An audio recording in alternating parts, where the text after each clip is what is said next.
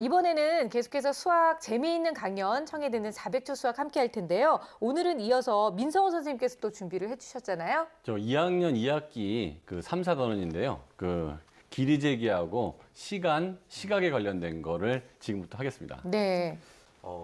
시간하고 시각 비슷하잖아요. 그러니까 그렇죠. 좀 느낌이 헷갈릴 수 예전에 있죠. 들었던 거가 학교하고 핵교 구별하는 거랑 비슷한 것 같아요.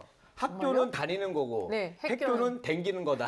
뭐 이런 얘기처럼 거의 뭐 비슷한 얘기인데 네. 약간 말장난 같거든요. 그래서 저도 이 시간하고 시각을 헷갈리니까 그냥 보통 시간으로만 좀 쓰거든요. 뭐가 다른지 잘 모르겠어요. 이게 개념적으로 잘 이해하면 어렵지가 않은데요. 이게 이해가 안 되면 나중에도 이게 저량, 유량이라는 것과 스톡, 플로우 이런 개념이 여기 들어가는 거거든요. 그래서 이게 처음으로 나오는 거기 때문에 개념만 잘 이해하면 향후에도 이런 개념이 나왔을 때 하나도 어렵지 않게 공부할 수 있습니다. 네, 어른들도 사실 헷갈리는 이 개념 아이들한테 어떻게 가르칠 수 있는지 2학년 2학기 학습 지도법 지금부터 함께 확인해 보도록 하겠습니다.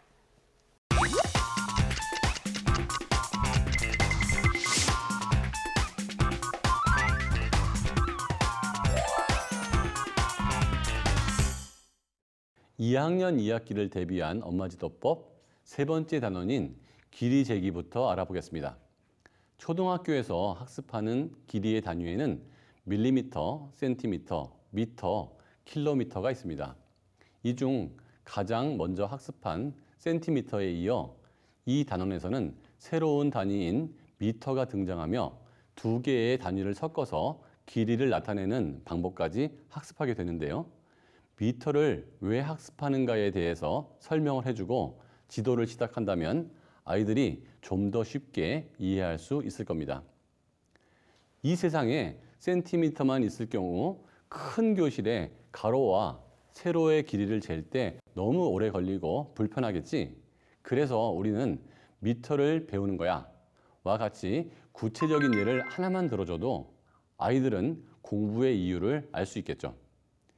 그리고 실물을 통해 관련 학습을 하면 되는데요.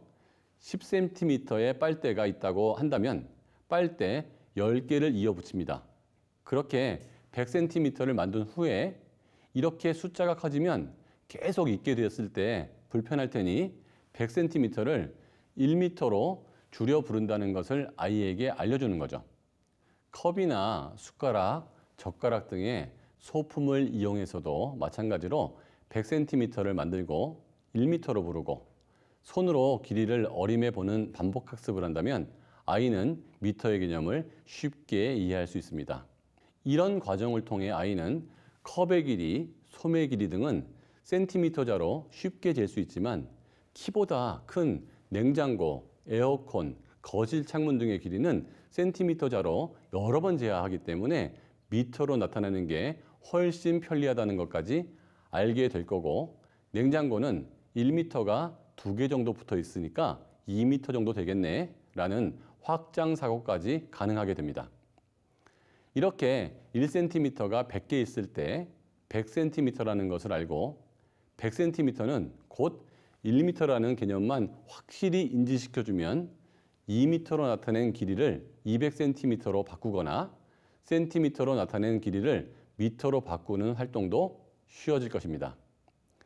이것은 단위 사이의 관계를 이해하고 이를 활용해서 문제를 해결할 수 있는 문제 해결력까지 높아진다는 얘기가 됩니다. 그리고 또 하나 중요한 것, 미터와 센티미터를 함께 사용해야 하는 상황에 대해서 알려줘야 하는 건데요. 예를 들어 엄마의 키가 1m에 63cm를 더한 1m 63cm와 같은 것입니다.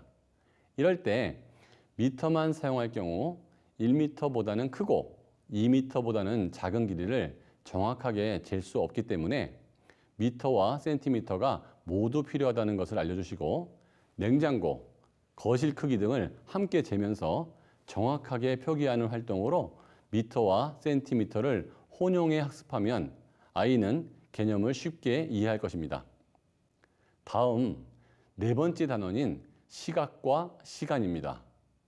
길이나 무게를 직접 사물을 재보면 되지만 시간은 손으로 확인할 수 없기 때문에 부담스러워하고 어려워하는 아이들이 있습니다. 또한 현재라는 시점을 나타내는 시각과 일정한 흐름을 나타내는 양적 의미의 시간을 모두 시간이라고 통용해 부르기 때문에 아이들은 더 헷갈릴 수 있는데요. 그렇기 때문에 이 단원에서 시각과 시간의 개념을 확실하게 알려줘야 됩니다. 시각은 현재의 시간과 기준점으로부터 얼마나 떨어져 있는지를 나타낼 때 사용합니다. 즉, 지금이 12시다라는 것은 지금 시각이 12시라는 것을 의미하는 거고요. 1시인 지금 시각에서 1시간 30분 후의 시각은 2시 30분이 되는 거죠. 시간은 이런 시각과 시각 사이의 거리를 나타내는 것입니다. 시각 9시에 출발해서 시각 11시에 도착했다면 총 2시간이 걸렸다는 의미인 것이죠. 하지만 보통 대화를 나눌 때 이렇게 정확히 표현하지 않습니다. 그래서 이 단원을 설명할 때만큼은 아이에게 최대한 친절한 대화와 질문을 하셔야 합니다. 아빠가 7시라는 시각에 퇴근을 하는데 그러면 몇 시간 뒤에 오는 걸까? 라는 식으로 말입니다. 단순히 지금 몇 시야? 라고 묻지 말고 지금 시각은 몇 시지? 그래서 친구랑 몇 시간 동안 논 거야? 이렇게 말입니다.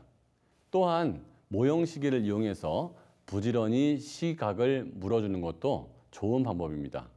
이때는 아이가 생활 속에서 이미 친숙하게 다루고 있는 소재를 중심으로 질문하는 게 포인트가 되겠는데요. 내가 저녁을 먹는 시각은 항상 몇 시였지? 그래서 학습지는 몇 시간 동안 푼 거야? 몇 시간 후에 친구를 만나기로 했지? 숙제를 하는데 몇 시간 걸렸지? 와 같은 질문들을 활용하면 됩니다. 또한 이 단원에서는 시간의 합과 차를 구하게 되는데요. 이것 또한 대화로 충분히 이해가 가능합니다. 예를 들어 책을 읽기 시작한 시각이 1시이고 책을 다 읽은 시각이 2시 30분이야. 그러면 몇 시간 몇 분 동안 책을 읽은 걸까? 너 친구랑 3시에 만나기로 했지? 지금 시각은 1시 40분이니까 남은 시간은 얼마나 될까? 지금 시각은 10시, 수업 시간은 총 35분이니까 10시 35분에 다시 만나자 라고 자연스럽게 일상의 주제를 갖고 시간의 합과 차를 공부할 수 있습니다. 저학년 수학, 어른들은 한 번만 들어도 쉽게 이해가 되겠지만 결코 어린아이에게는 그렇지 않다는 것을 염두에 두면서 최대한 자세한 질문과 대답으로 센티미터와 미터의 개념, 시각과 시간의 개념을 정확하게 잡아주십시오.